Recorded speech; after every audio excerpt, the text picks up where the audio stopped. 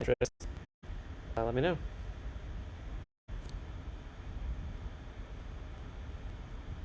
I've been writing this book with Google Docs. I like to write in this sort of like infinite new mode that Google Docs has implemented in the last year or so. I don't know when they did that. So I can just keep scrolling through and not get interrupted by mates. Well, I won't go into too much detail about the plot of the book or anything like that, but it's a science fiction book. I've written a first draft. It's about 75,000 words at the moment, but I think it's probably going to get a bit longer as I edit it and bulk out some of the sections. And so far, I'm about 40% through the first pass at editing it. The first pass, I'm not doing too much plot editing in the first pass. I know there's some big plot. I know there's some sort of major works that I know I have to fix as I go through it. So I'm fixing the major gaps and issues as I go through in this sort of first edit. But then I'm definitely going to have to take several more passes to try to look at the plot and character development and improve things there. So really what I'm just doing for this first pass is I'm just going through and making sure, well, I guess a couple of things. First of all, I read a book on self-editing that was very helpful. I can't remember the name of it right now, but it went through. It's a very helpful book on just improving the quality of your writing, but it didn't really go into like plot or character development or like story structure or anything like that. It was more editing tips on sound more natural and how to make the scenes that you're writing more immersive and how to make the flow better. Just general things like that. Nothing really digging into plot. So I'm kind of just following some tips and suggestions from that self-editing book. What was it called? Let me look at it. It was called about a second-hand copy on eBay.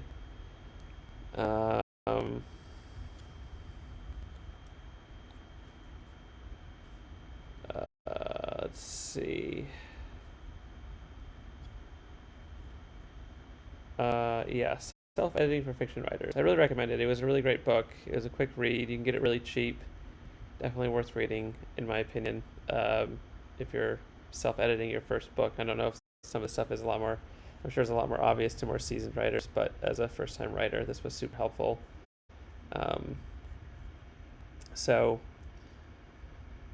where I'm at right now, I guess I'll just jump into it. So, I kind of a tricky spot here. I don't know if I want to do this next section. I might skip it. Basically, I have this character, Demira. She's a secondary character. When I wrote the first draft of this book, it came out to maybe like 60 or 65,000 words, and I introduced this character, Demira. She's a side character, and she has a pretty large role in the last, like, I don't know, 5 chapters of the book or something like that. And it kind of felt like it kind of came out of nowhere. Plus, the way I wrote this through the first draft was really heavy on just, I mean, it was really heavy on just the main character, and a lot of it is the main character acting in isolated situations. And so it kind of felt like it was a little bit too much just in her head a lot of the time.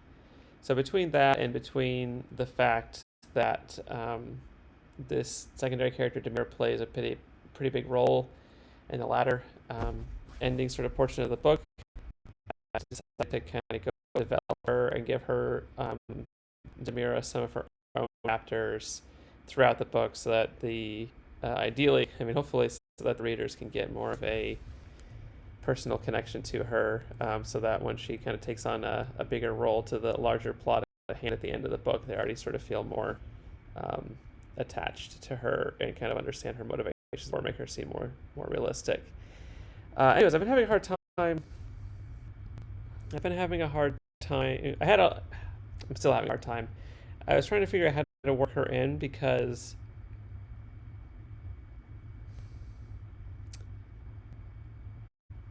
the way that I'd like to add the backstory for her is also going to set up some of the backstory for some of the like aha moment stuff that you learn in the last sort of act of the book, and some of that build up stuff takes place a few years before the main before the events that are kind of covered for the majority of the book. So I was kind of in a spot of where I want to introduce some backstory for this character, Demira. It really makes sense for that backstory to not just be that. I kind of wrestled with how I was going to in-book intersperse a few chapters. I think I ended up going with like 4 chapters on this character, and if each of those chapters is like a flashback, how do I do that elegantly? Because I think flashbacks can be handled awkwardly. I don't want to just put... You actually notice right now I have these the chapter titles have a year, like the chapter takes place in the year 3050. I don't want that. I have this sort of here as a placeholder so I know when these chapters take place, but I think that's too clunky for the final reader. Anyway, so it's been a little... I'm still wrestling with how to really elegantly put this in. The way that I've sort of set it up right now, and the reason that this is called Demira Dessert, I mean, realistically, I'm going to be getting rid of this, this isn't going to be in there, and I'll probably rename this chapter. But the reason that I've called it this is what I've done is I have... The way that I'm introducing this backstory for Demira is I have a singular scene that takes place in the quote-unquote present during the same time that the majority of the rest of the events take place, where she is she's returned home to her parents' house. She's a fully grown adult, and she's returned home to her parents' house after some events, and she's having dinner with her mother. And at that dinner, the goal is for, first of all, us to learn some of her relationship with her mother, to kind of build up some of her motivations as a character. And it's an easy way for me to interject some backstory about her. But then while she's at this dinner, the way I've kind of set up is it's a like 4-course or 3-course meal, because her parents are quite wealthy, and it's a very, fancy, wealthy upbringing that she's from. And she's sort of have her at this dinner awkwardly with just her mother there, trying to kind of, I don't know, chit-chat, reconnect with her mother before some of the more important events at the end of the book happen.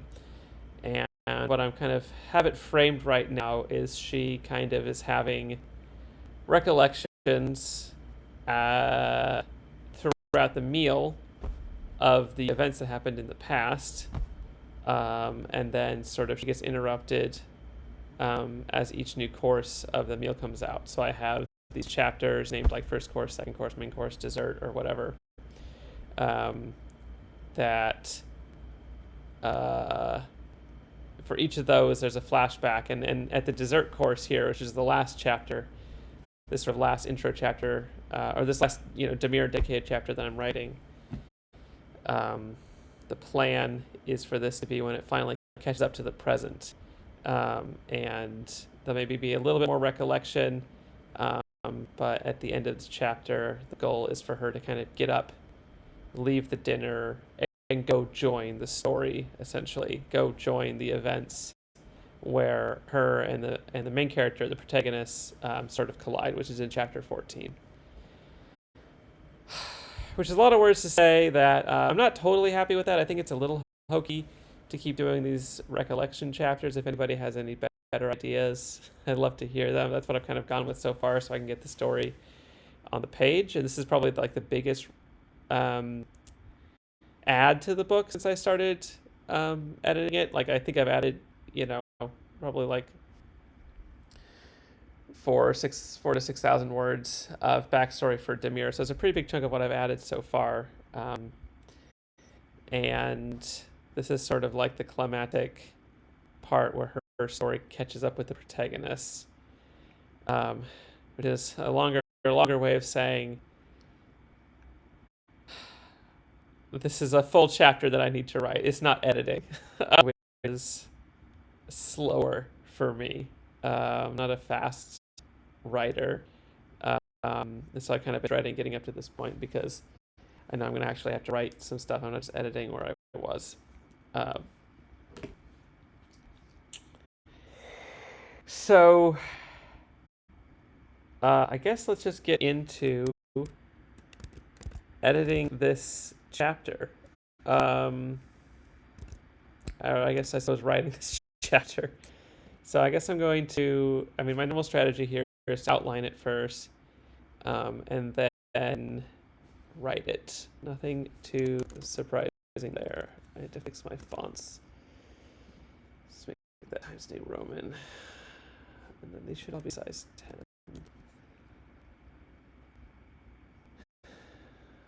So it's a large document at this point. Is it light? Oh.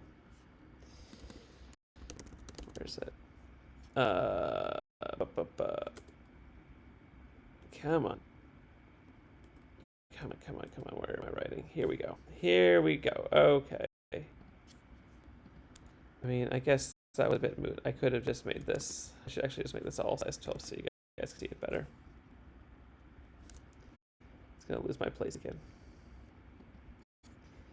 Another thing I like about the infinite sort of scrolling mode in Google Docs is you can actually put your table of contents right here on the left. So it's really easy to go and find where you're working. And then you can hide it again. The black, I choose I use a black background with white text just so that's easier on my eyes. Oh my gosh, sorry. Apparently the Twitch stream is really slowing down my computer, so some of these activities are a little slow.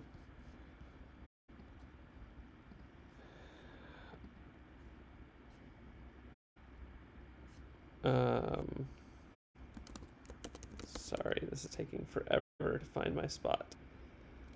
There's probably better ways to write books, but Google Docs is what I am used to. Okay, let me outline this a little bit. So we're going to start at the table. Well, okay, first of all, something that I'm going to need to do later, so I'm trying to do it when I'm editing the rest of this book. So it's something that I'm going to try to do live now as I add new content, so I don't have to re-edit it as much later, is to think about what I want to get out of these scenes, like what kind of character development I want to get out of these scenes, what are the like key emotions or tension points in these scenes. So maybe I'm actually, before I try to outline this, I'm going to sort of try to think about that. So first of all, in this scene, Demira is nervous because she is coming to the end of the meal and she has a task to do after the meal is over that she is anxious about. I won't go into specific details. I know it's like spoilers. I'm just like showing this whole book here. Not that I'm not anybody here is necessarily going to read this, but I'm not going to go into like a lot of detail because that's not. I need to go into full detail plot of this book. So anyway, she's nervous because it's the dessert course is going to come out at the end of this chapter, and when that happens, she knows that she's going to have to leave and go execute this mission that she's been assigned to go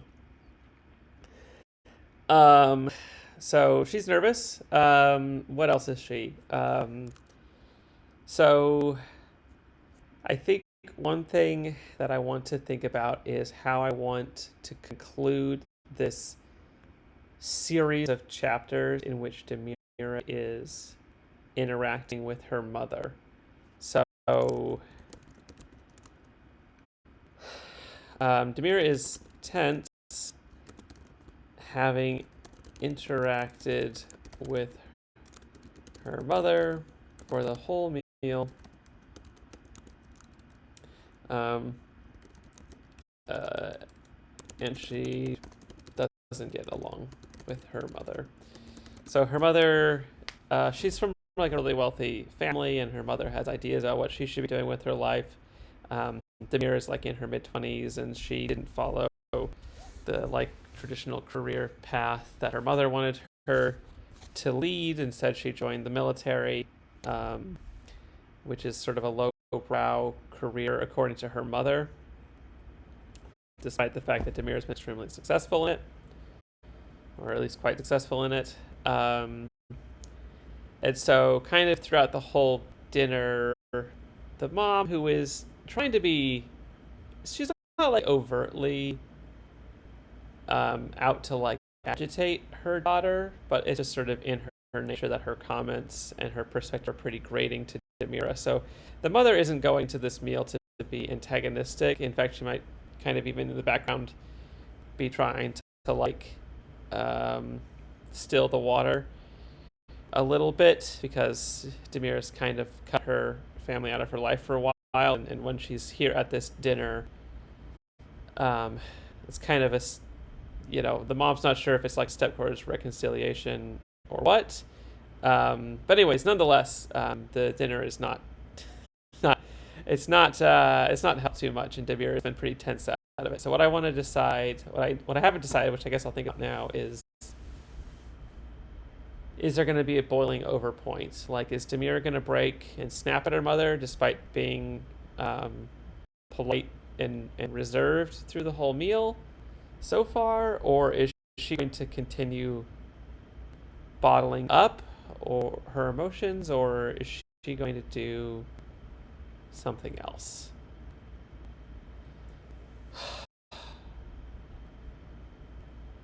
What would her character do? I think one thing that I want to make sure, because I don't have a lot of scenes with Demira, I want to make sure that the scenes that she's in convey the overarching like story spanning emotional development for Demira.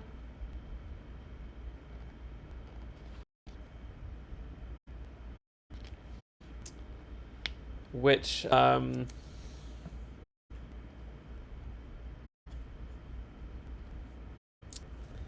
I've annotated, and I'm going to revisit that. I've already written notes about it. Excuse me. Did I put the editing notes? Yeah, this is a sneak peek. If anybody, or not a sneak peek. This is how I've been thinking about editing so far, based on the self-editing for fiction book that I read. It's just like a synopsis of each of the chapters they covered, like show don't tell, how to do characterization, exposition, how to use point of view, how to use proportion, how to tips on dialogue mechanics, more tips on dialogue. Honestly, a whole nother chapter on that. I turn on interior monologues, easy beats, how to break your text so it's more readable and interesting, flows better. Once is usually enough is about avoiding repetition, and then sophistication. Anyways, at the bottom of this document, I have written some character arcs, some emotional arcs for each of my characters, and Demira is probably the third most. Well, I don't know. Probably Dr. Barton is a more important character than Demir by a long shot. But anyways, Demira, I've kind of settled on. She's going through a journey of like seeking approval to having self confidence, kind of rooted, you know, the idea being that she sort of grew up looking for approval but didn't get it, and then she rebelled but ended up going to an organization, in this case the military, where she ended up continuing to seek approval and not really gaining the self confidence that would help her not, uh, you know, crave the approval of others. And so, I guess with that in mind, what does that mean for this dinner scene? This dessert scene, the culmination of several courses of meals and recollections about her past, juxtaposed with her mother, who she hasn't seen in a long time. Certainly not had any extended conversation or been around with for more than, fleeting chit chats, I'm sure, for a long time. What does it mean for her character arc overall to go back and see her mother after all this time? I think really, since she has, and I'm just thinking out loud, by the way, this is like me making these decisions on the fly.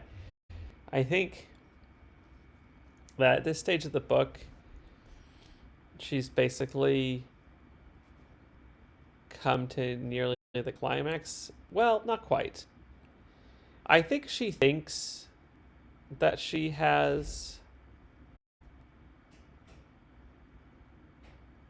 gotten over her need, her craving for approval, because secretly in the background, she has actually defected from the military and joined another organization, and I think she thinks that she's living the independent, non-approval seeking life that she realizes that she wants there, but actually that's still not quite. She's not quite there yet. She's got like one more step to take in the final climax of the book to kind of fully get to the end of that arc. So I guess maybe at this stage, maybe since she's grown past the need for approval of her parents, and she's grown past the need for approval from the military organization she is a part of, or was a part of, maybe at this stage she's seeing her relationship with her mother in a new light, and maybe as a sign of growth, instead of boiling over and snapping at her mother or being rebellious, which is what she did the first time she kind of realized that she was under their thumb, partially because she was seeking their approval, was maybe at the end, maybe in this chapter, this dessert chapter, she'll actually reflect and see her mother as not an enemy any longer. I just see her mother as somebody who probably isn't going to change at this point, and maybe doesn't have ill intentions to her. Maybe she sees her mother finally as just having different intentions than she has for herself. And so maybe she will mentally cut her mother some slack, and that will be the character growth for her. Maybe realizing that she can let go rather than needing to continue to be obstinate to this relationship is what she needs. And I'll be clear, her mother does love her and doesn't have, it's like not abusive or anything like that. It's just that her mother is like out of touch and has like certain expectations and societal expectations that she has been imposing on her daughter, probably consciously and self-consciously, her whole life. So Demira's maybe can see that for what it is and not see it as like ill intent. And maybe that's the growth that we want to see in this chapter. Let's go with that. I think that sounds good. If it doesn't ring true, we can always change it. right? So we're gonna say, maybe Demira will almost boil over and snap at her mother, but instead take a mental step back and see their relationship. By the way, I'm a terrible speller and a terrible writer. Relationship from a new perspective and leave in some peace, maybe even giving her mother some peace of mind as well. I don't know what that'll look like, but maybe when she leaves, she'll say some sort of comment that's sort of comforting to her mother or something like that. I also said Demira's about to go on a very, she's about to embark on some very dangerous work. Not that her mother knows that. And so she also, like, you know, Demira doesn't know if she'll ever see her mother again. And maybe that's what catalyzes her to kind of see it from a new perspective. Maybe thinking about how she might not ever see her mother again if things go south in this next, in the last act of this book, which I guess is kind of crazy. We're only at chapter 14 coming up. But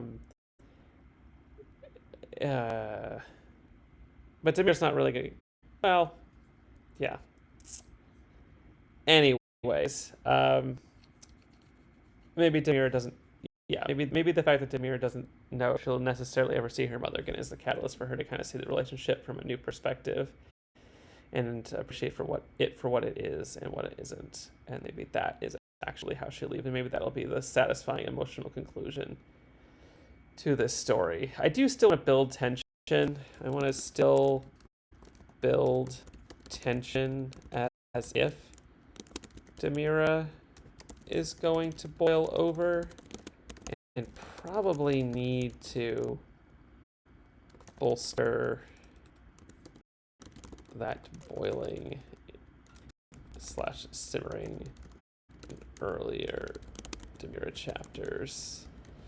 That'd probably be good to do. I think like in the previous chapters with Demira and Mother, I haven't built it as like an escalating tension throughout the dinner. I think I've kind of had it as like every scene there are some comments or some things that her mother said that builds some tension, but it's not like an escalating tension. So I think I probably need to go back and make it escalate as these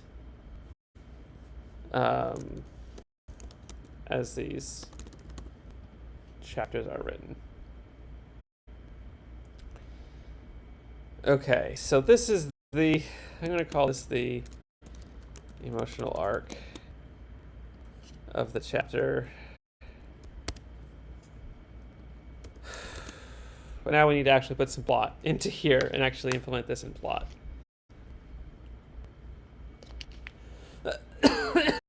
I hope this comes across when people read it. We'll see. I think one of the tips that I'm trying to implement, but will be interesting to see if I totally miss the mark when I share this book with some of my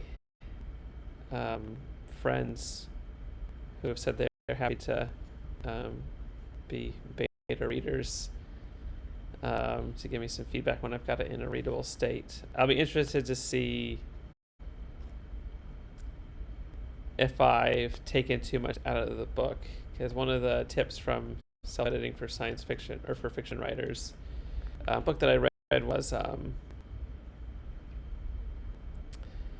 to trust that your audience is intelligent and can pick up on things and don't over-explain the subtext of what's happening.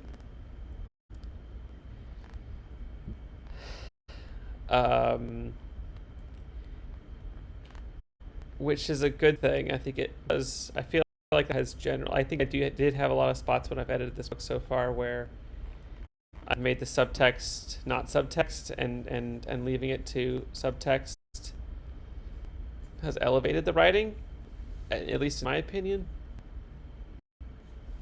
But I never know when I'm writing a chapter like this one. Like, this is the emotional story that I want the chapter to tell, if this is going to come across in the words. And I guess we'll never know. I mean, you can't know right away. People have to read and see what they get out of it. Actually, there's a pretty interesting. This isn't going to necessarily work at this like level of nuance. But one of the things that I've been finding kind of interesting is I've been taking chapters that I've written, or several paragraphs worth of dialogue or plot or character interaction, or action or whatever, and actually putting them into ChatGPT and asking ChatGPT like what it got out of that chapter, like what are the emotions in that chapter, or like what are the subtexts, and maybe it's totally BS. Probably is some of the time, but it's been a pretty surprising / cool to see that ChatGPT actually does pick on subtext to similar levels like this. Maybe not quite this much, but it's cool to see it pick up. And I feel like if ChatGPT can read back to me the subtext in a chapter that I've written, then I am going to assume that actual human readers will pick up on that subtext too. So I don't know, maybe that'll be a fun thing after I write this chapter. Probably not going to finish the chapter tonight, but maybe on another stream we can try some chapters into ChatGPT together and see if it can spit out this emotional arc as I intended. Anyways, but to the actual plot. So I think the way that I've been writing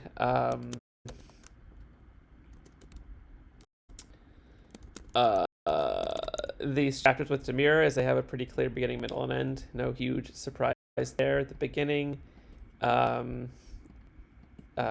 has been taking place in the present year when this book mostly takes place, which is the year 3050. And it is a chance for there to be some interaction between Demira and her mother during the dinner. And then Demira plus mother interaction. And what I've been doing is I've been having something about this interaction trigger a recollection that leads into the middle, more meaty section of the chapter, which is flashback, essentially. And then what I've been doing is I haven't been doing this well, but I've been wanting to have the flashback. I want her to be brought back into the present so that at the end of the chapter it's Demira plus mother again. I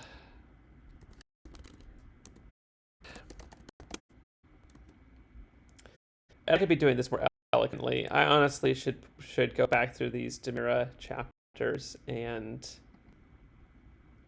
make slightly more clever flash forwards here, but I'm not gonna do that right now. Let's get the text on the paper first.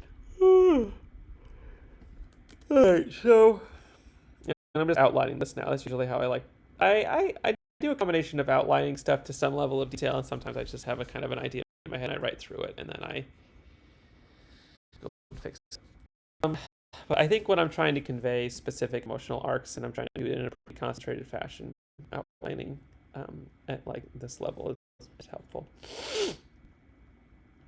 And honestly, talking it through is helpful too. One of the big tips from self-editing for fiction writers was to read your book out loud and see if it makes sense, rather than just read it in the text in your brain. Okay, so the beginning of this chapter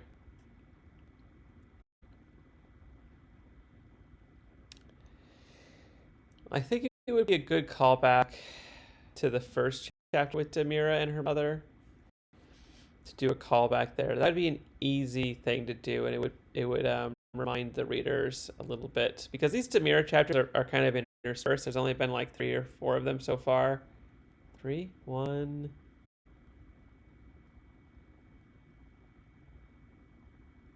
There's an appetizers chapter. There's a first course chapter. I'm just show this outline, though it's going to take my computer a while to load. Let's see, we just had a first course. a second course, and now we're doing the dessert. So I actually only have 3 chapters. That's right. I cut one of the chapters and kind of condensed it into 2. So in the first chapter, the opening tension a bit between Demira and her mother, which is very low key. And I should probably go back and escalate it a little bit because one of the earlier things I wrote before I started editing a little more closely is that Demira's mother has asked if Demira is available that weekend because there's this big rich people gala happening that her mother's going to and Demira's siblings are going to. And I think and at the beginning of the chapter Demira is like, no, I'm not going to that because that's totally not her thing, and she sees it as sort of just like another gross out of touch thing that her family does that she doesn't want to be a part of. And she, I think, assumes that her mother's sole motivation of asking her to go to this thing is because her mother thinks that she should be interacting with that part of society, essentially. And Demira says, no, I can't go, I have work, which is, of course, another tension point because Demira's mother doesn't think that Demira's work is like highbrow enough for her. So it's like a direct clash between Demira not wanting to go to this highbrow thing with the specifically because she has to go do this lowbrow thing. And then additionally, the mom brings into it that her sisters are going, which is sort of like from Demira's perspective is a jab at her to say like what your sisters are doing the correct thing. And maybe that's also part of what the mom is saying. But I think also there could be some subtext that Demira is missing from her mom, which is, well, you haven't seen your sisters for a while, and they're going to be at this event, and maybe you could reconnect with your sisters there, since you seem to be trying to reconnect with me a little bit at this dinner.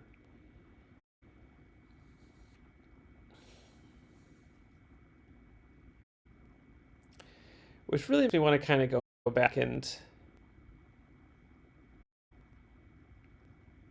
I don't have to do it now. I think I could go back and rewrite, rephrase, edit some of that first chapter to maybe put some clues in for the reader that Demira is missing the subtext.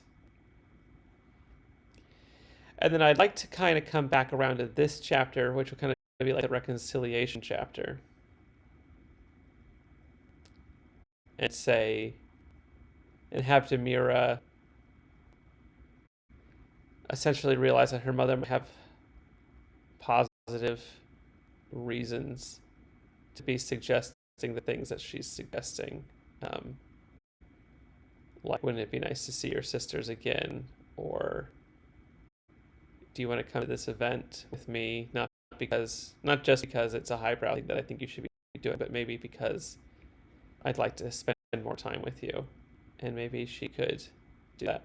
And I'll say another thing that I kind of built into the second chapter and a little bit of the first chapter, and I probably need to bolster it up a little bit, is that I think that Demira's father has been less supportive of Demira, and Demira is probably more specifically lashing out at her dad to some degree, and her dad didn't even come to this dinner. I mean, I think the subtext is that Demira's dad found out that she was going to come over to dinner for the first time in like ages, and the dad is now conveniently working late tonight so that they don't have to interact. And I think that's, a little bit hurtful to Demira, even if she won't admit it. And I think the mom feels bad on Demira's behalf that her dad is blowing off dinner with her daughter. And I think the mom's a little bit like, she doesn't know why Demira decided to come over for dinner. She doesn't know that like one of the reasons that Demira came over is that she might be seeing her mom for the last time. Which, spoiler alert, it is. Um, so I need some emotional payoff here, I guess is what I'm getting. This is my last chapter. Uh, this rambling is actually very helpful for me to help figure out what I want to write. Okay, so to the actual plot, I was going to go to the beginning of this. I don't think I want Demira to, like... Do I? I have a lot of, like... epiphanies, like minor emotional epiphanies I want Demira to reach, to achieve in this chapter. And the naive or maybe obvious, and maybe the correct thing to do, would be having all of those epiphanies at the end.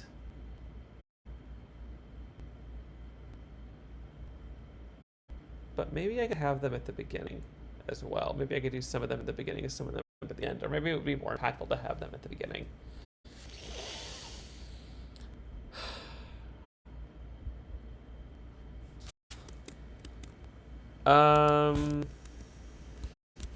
It's an interesting question. It's an interesting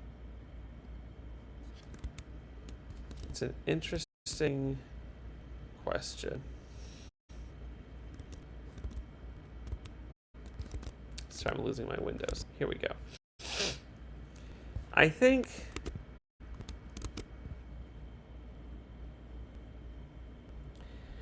let's talk about... I'm going to ignore the problem. Let's talk about what's in the middle, and because I want this to tie into the flashback, and I think I know what I want the middle to look like, a little bit more steady, like more specifically in terms of plot. That's actually like... That's why I'm writing these chapters. The reason I'm writing these chapters is for the middle. The beginning and the end are just to add subtext for character growth for Demira. So maybe let's see if... Maybe let me think about what's going to go in the middle first, and then... that'll maybe catalyze some ideas about what I want to put at the beginning and the end. Okay, the middle. So where we left off in her flashbacks in the previous chapter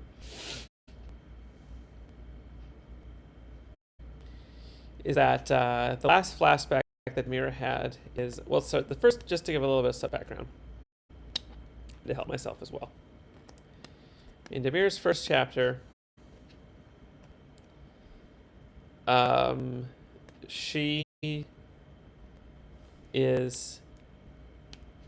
been in that flashback in the first chapter. It's the final examination to see if she's ready to,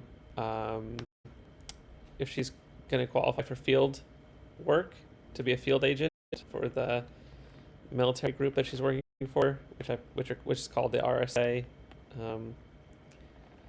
and she has a captain who's quite mean and cruel to her. I don't know if she's cruel, but quite mean to her, and doesn't want her to succeed. It's just sort of out for Demira to fail, and it's like a hyper... I put this character in one because I'm kind of doing a couple of... It's getting into it. I'm doing a couple of things here. Demira's captain, who is I decided to make the big bad, one of the big bads of this book, also didn't get enough character development. So when they show up, it's like, oh, who's this evil person? Have they just always been evil? There was no character. Like, why do I think they're evil? Unless, aside from you just telling me that they're evil.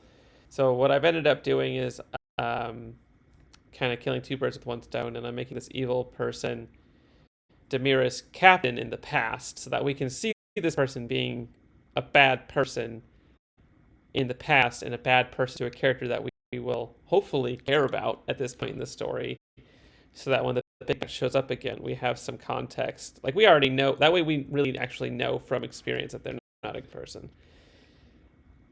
And that person, and that's also to be like this person's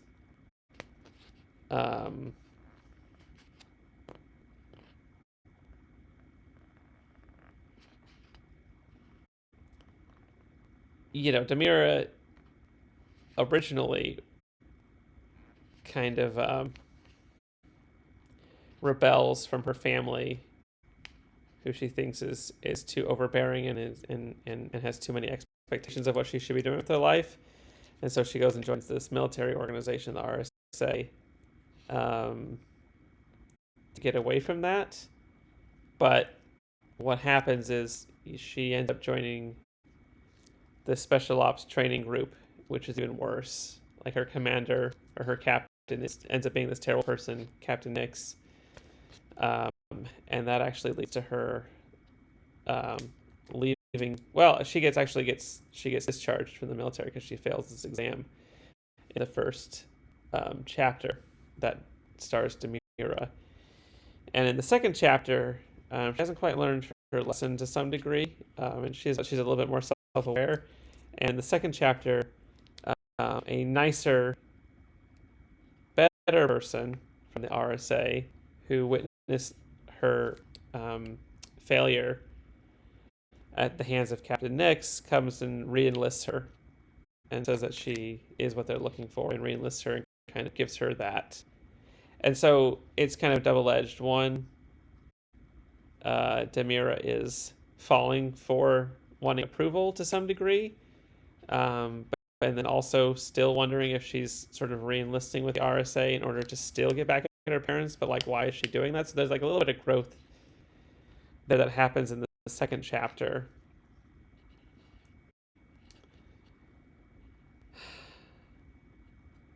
And those events take place about 5 years ago in the first and second chapters that star Demira. In this third chapter, what I want to demonstrate is that, so plot-wise, this third chapter, Demira has actually defected from the RSA at this point and has joined a third. She's sort of in her third phase of things. She left her family, then she left the RSA, and now she's in this third cult, essentially. So there's essentially a cult called the Convergence, without getting too much into the plot. And once she joins the Convergence, the kind of cult leader gives her all of the positive reinforcement that she hasn't gotten from these other points in her life.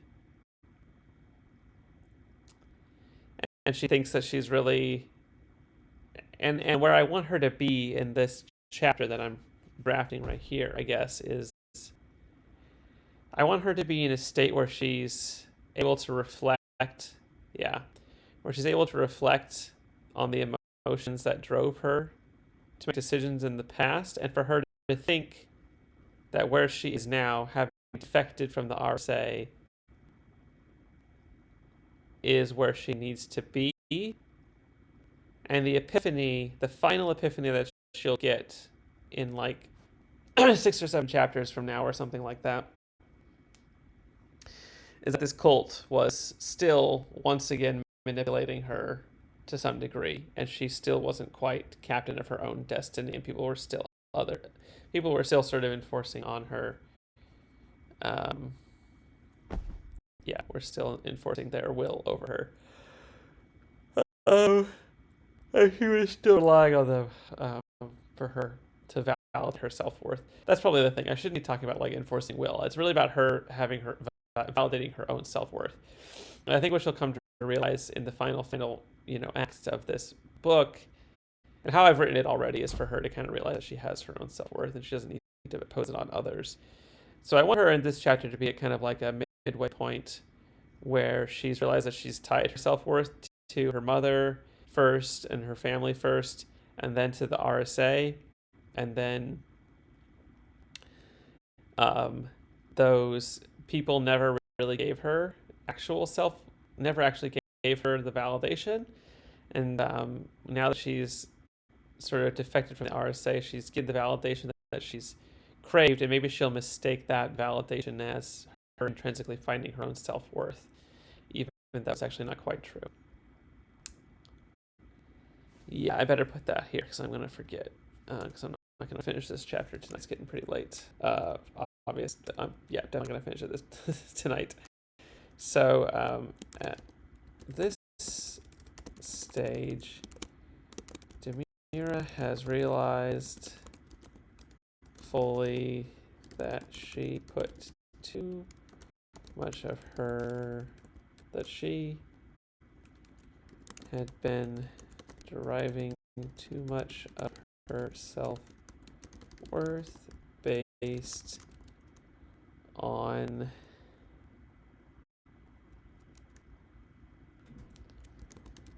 what her mother first and the RSA second thought of her.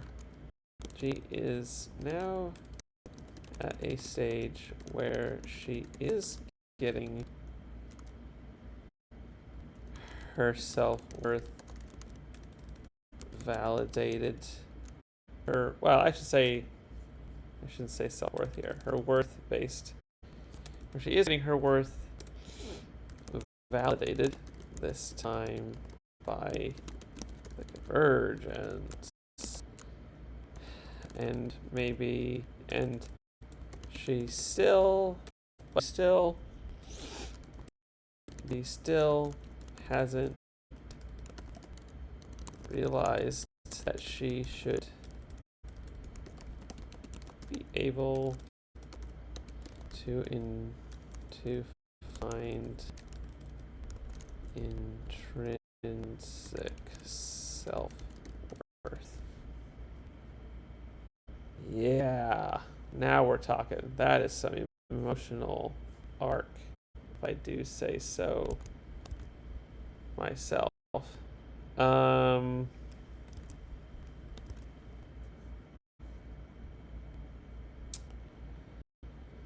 Okay, so what is that? So what do I want to cover in this middle chapter? Or the middle part of this chapter. So my initial thought when I was writing the previous Demir chapters is that I would cover in this chapter kind of the moment when Demira stops believing in the RSA and gets converted to the convergence. And I should say the way that I'm setting this up is the RSA has essentially tasked her to be a secret agent or a covert agent and infiltrate the convergence. But as can happen, I assume, when you try to infiltrate a cult, she ends up actually getting converted herself and is now acting as a double agent for the convergence who has interests in undermining the RSA for their own needs, which is fine. So there's going to be a point where she goes from being a covert agent for the RSA to being a covert agent for the convergence. And my initial thought was to cover kind of the point in her journey when that happens, which I think it would make sense for that to happen a couple of years prior to the events that are about to take place in the next chapter and in the majority of the book. I'm not sure anymore if that's what I want to cover here. I'll put it as an option. 1, cover point where Demira's allegiances change from RSA to convergence. The convergence. That's one thing. The second is something with Davos. This wouldn't be a half bad idea. Okay, sorry. This is like gonna be my last rambling before I go to sleep. By the way, I'm just sitting in my hotel room as I'm traveling for work right now. And it's 10:42. It's getting pretty late. I have an early morning meeting tomorrow, so I probably shouldn't stay up too much longer. Um, so Davos is another secondary character who I've decided not to, and he plays a reasonably important role. Him and Demira kind of end up being like sidekicks or whatever, but like buddy cops to some degree at the end of the book. So he has a similar amount of like screen time, as it were, as Demira, but I've decided not to build him up as much because um, reasons. I don't want to build up like a bunch of secondary characters. I think that's a waste of time. I'm just picking a couple of secondary characters. So the only amount that I've sort of built up Davos is already a part of the Convergence, and it has been for a while. And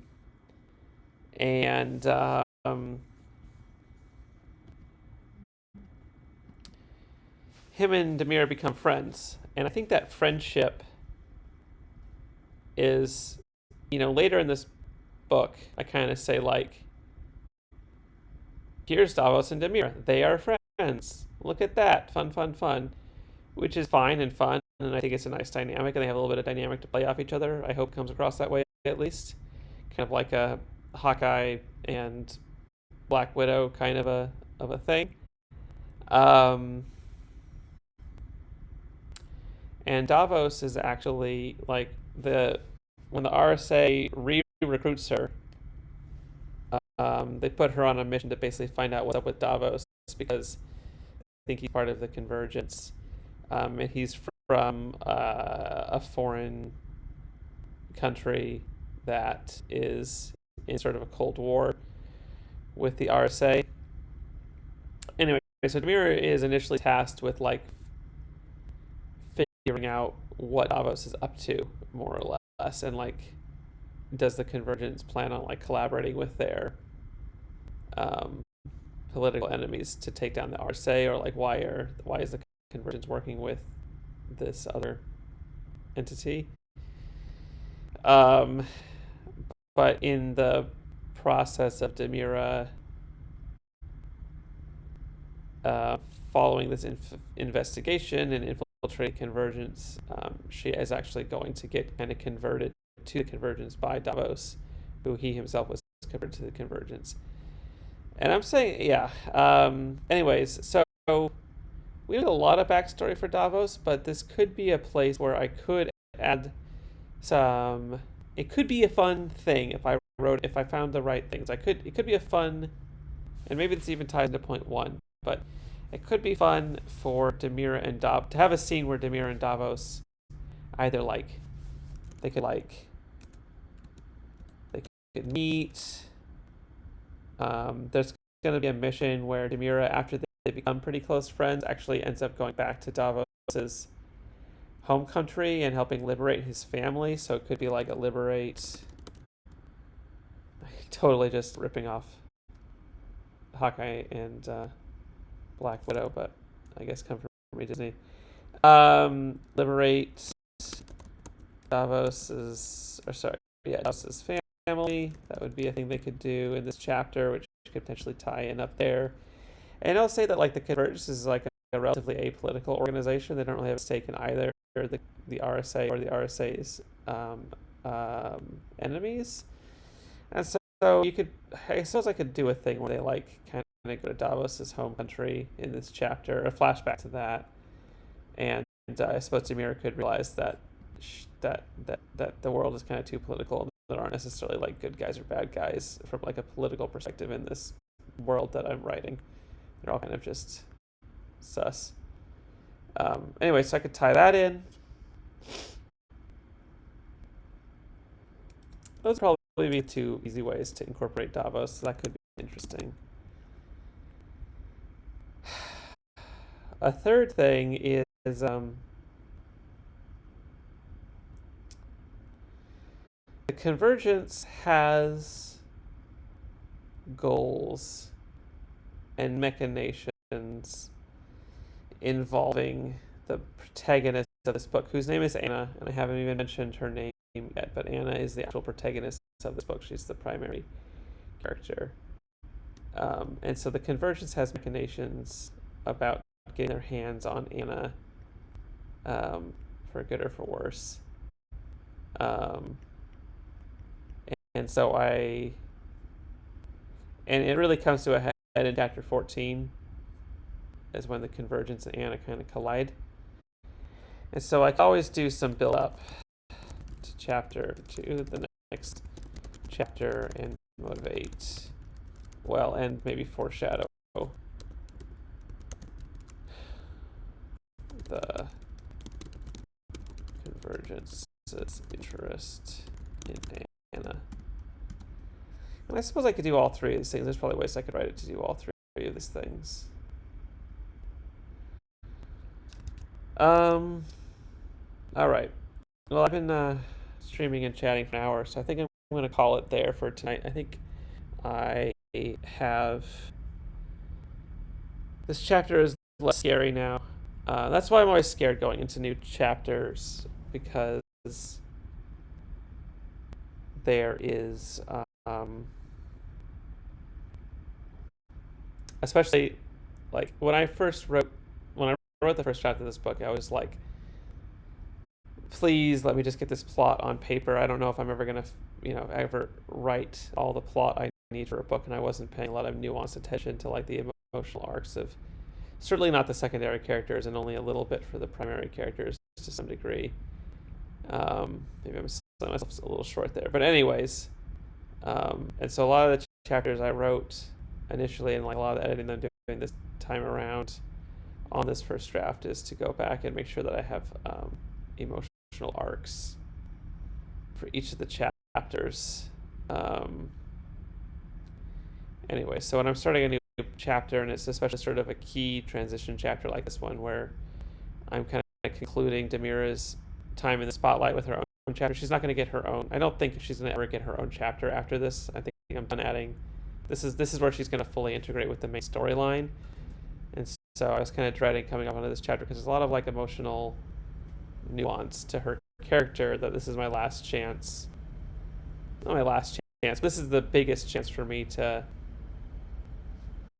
put all that baggage together, so that in the climax of this book, the reader is fully prepared to unload that baggage. Yeah, so that's it. Thanks for watching and listening to me rant about the plot of this book. I hope it is interesting. I'll probably, at some point, I'm very new to Twitch, but I would love to, at some point, collect... I think it's going to be, probably like a year, probably, before I publish or self-publish this book. I think it's going to take a lot of editing, and based on my time schedule. But anyways, I'd like to create a way that anybody who's watching who's interested in like updates or whatnot, especially when I actually launch the book, to get some notifications about that. So maybe I'll create a forum or something where people can join a mailing list if they're interested, or something like that. I need to look into that a little bit more. Anyways, that is all I have, and thank you guys for watching. Take care.